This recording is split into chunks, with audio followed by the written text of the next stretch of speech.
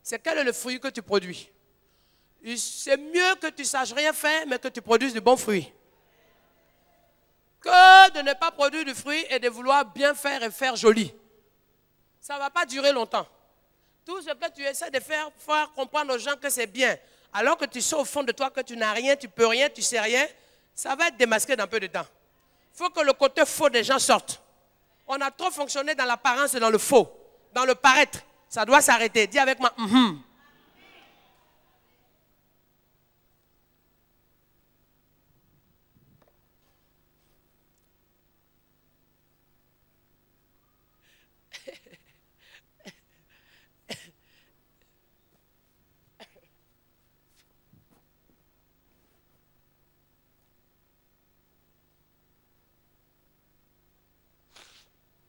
savez, un jour, il y a un frère qui prend une photo et il embrasse quelqu'un, comme ça dans les bras. Il met sur Facebook. Les gens disent, oh, on l'a vu, il était dans l'adultère. Il était dans l'adultère parce que, de toute façon qu'ils étaient serrés, ce n'était pas clair. Toi, tu regardes où pour aller voir là où c'est serré. C'est quand même fort. Parce que les gens sont là pour juger sur l'apparence. Mais c'était sa petite soeur. Même père, même mère qui ne se sont pas vus depuis près de 11 ans. Il était tellement content et c'est marqué belle retrouvaille. C'est marqué U, M, et puis point d'exclamation. Donc quand les gens ont vu ça, ils ont dit partout, oui, le Seigneur m'avait montré que ce n'était pas clair.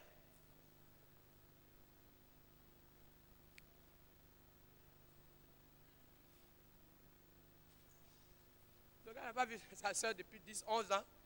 Et il a mis sur Facebook. Les gens ont dit, oulala, c'est bizarre. Pourquoi? Parce que l'apparence compte beaucoup de nos jours. Or, quelqu'un qui va être dans la profondeur de Dieu, qui va marcher dans la révélation de Dieu, ne cherche pas à voir ce qu'il voit simplement, cherche à voir dans ce qu'il voit quel est le message que Dieu a. Ça va nous aider à éviter de tomber dans le piège facile.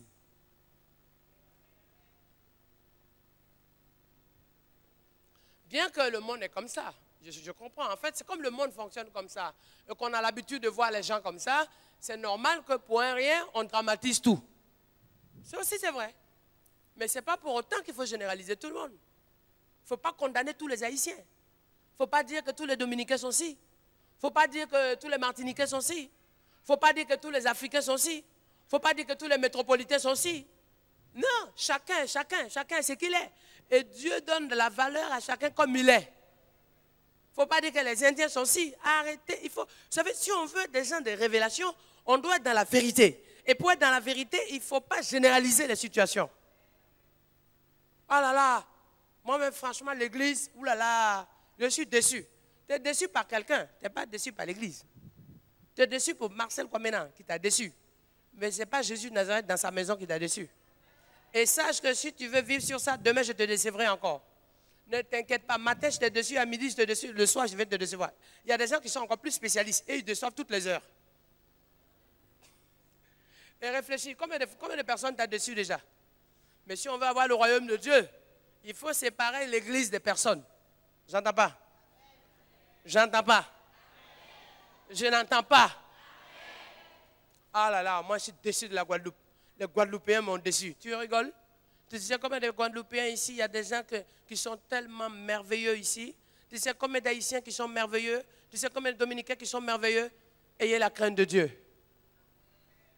Voilà, les gens qui veulent vivre dans le cadre prophétique. Moi, de toute façon, le mariage m'a déçu. Ton mariage t'a déçu. Moi, mon mariage ne m'a pas déçu. Je suis heureux. Ça fait 15 ans que je suis marié.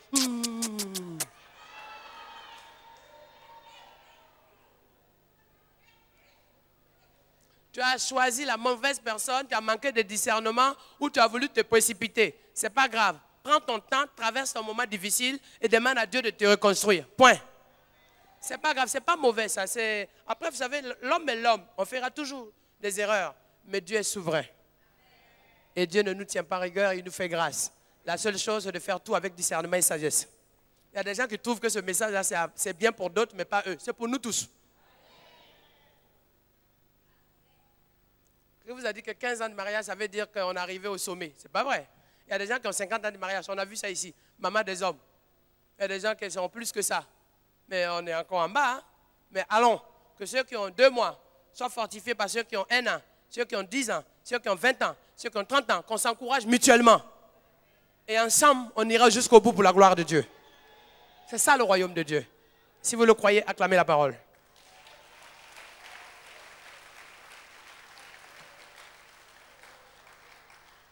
On a un seul désert que je n'ai pas encore fini. Est-ce que vous êtes là? J'entends pas. Est-ce que vous êtes là? Est-ce que vous êtes là? Est-ce que vous êtes là? Ouais. Chabin Jean-Paul, tu entends, hein? Chabini. Moi-même. Mais tu es toi qui es en face du mot. Chabin Jean-Paul. On est. Aïe, aïe, aïe, aïe. Ah.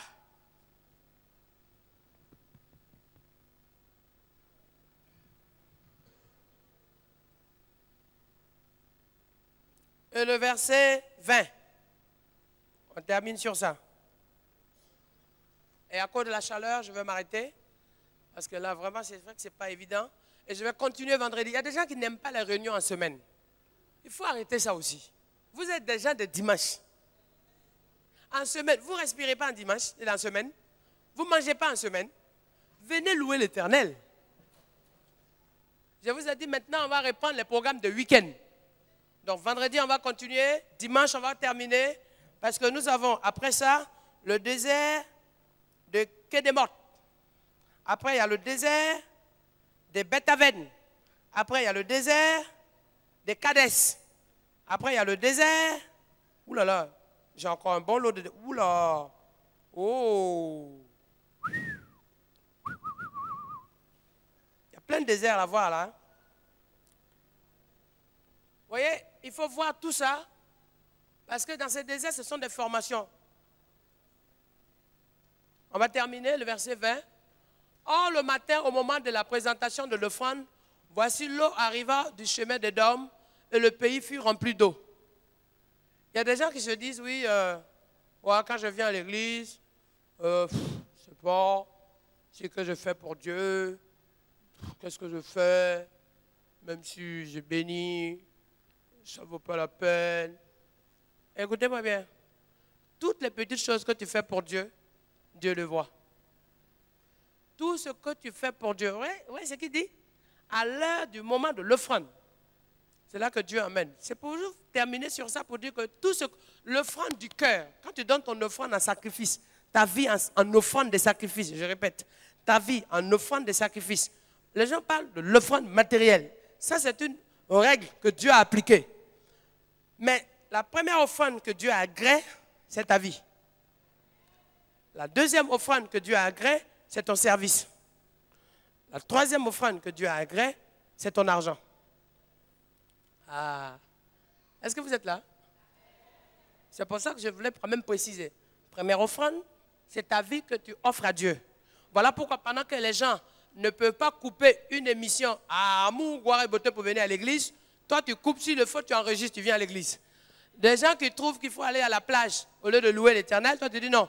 Je veux aller prendre ces petits moments de 2 heures, 3 heures, je donne à mon Dieu et gloire à Dieu. Parce que tu donnes ta vie en offrande. J'avais dit tu offrandes, j'avais dit tu offres ta vie à Dieu. Oh! Ça, c'est la première offrande.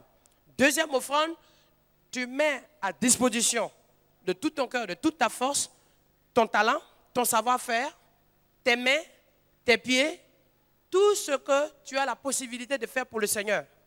Tu l'offres à Dieu. Le matin, si tu peux offrir ta voix pour Dieu, tu vois ton talent, le service de Dieu, la deuxième offrande. Il faut que je prenne le temps pour enseigner certaines choses parce que j'ai l'impression qu'on n'a pas enseigné des choses basiques. Il faut enseigner les gens sur... Donc, bref, offrande, toi. Deuxième, le service. Troisième, tes moyens. Ça veut dire que ce que Dieu te donne, que tu prends, tu dis, Seigneur, si tu m'as donné, je te rends grâce parce que je veux que cela, je prenne la part qui est à toi. Et je te rends grâce parce que je sais qu'il y a plus de bonheur à donner. Et d'ailleurs, le moyen, celui qui donne est béni au centuple.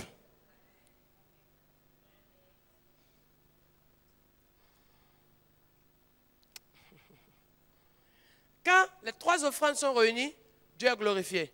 Mais si tu donnes ton argent, Or, ta vie n'est pas donnée au Seigneur. On ne veut pas de ça. Ça ne sert à rien. La Croix-Rouge fait ça. Oh? Mais oui, il faut être honnête. La Croix-Rouge fait ça. La Croix-Rouge, il y a même des gens que je connais qui ont pris leur maison pour donner à la Croix-Rouge. Ou qui ont aidé pour Médecins Sans Frontières. Qui ont aidé pour le Secours catholique.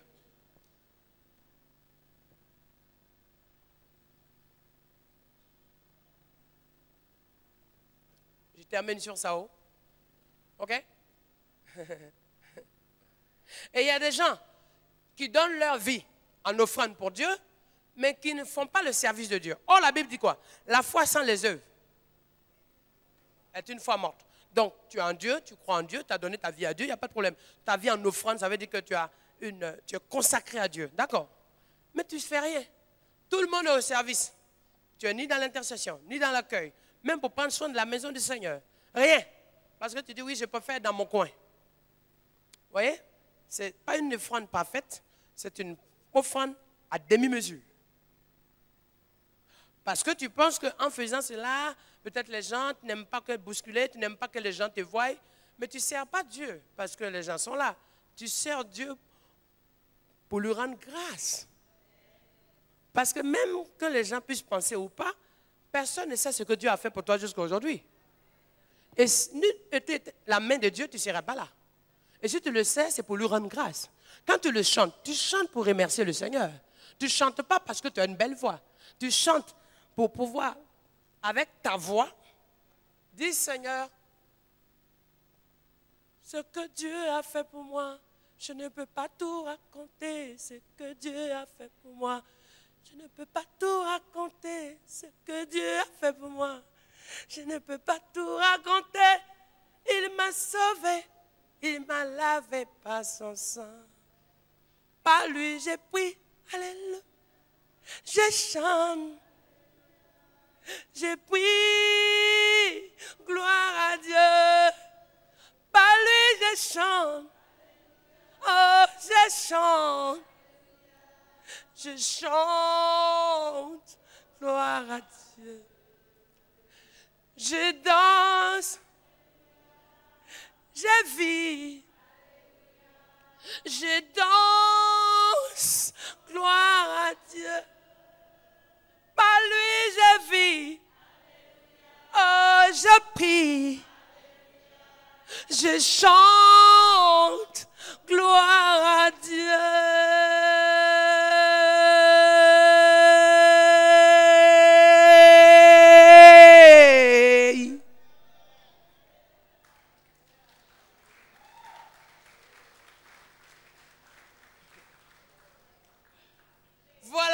Voilà pourquoi il doit avoir presque la moitié de l'église qui doit se trouver dans la chorale et toute l'église qui doit se trouver à danser. Par lui, je danse. Je danse. Mes amis, je danse. Et gloire. Par lui, je danse. Je danse. Je danse. Gloire. Par lui, je chante et je chante. Moi, je chante. Gloire.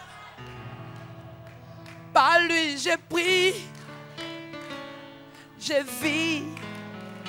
Oh, je danse. Par lui, je marche.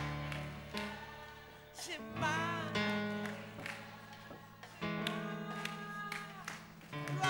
Dieu, par lui je marche, aussi je cours, je saute, par lui je chante, je chante, je chante, par lui je vis, je vis. Je vis, gloire à Dieu, par lui je vis, aïe, je vis, et je vis, par lui je vis, Mes amis, je vis. Je vis.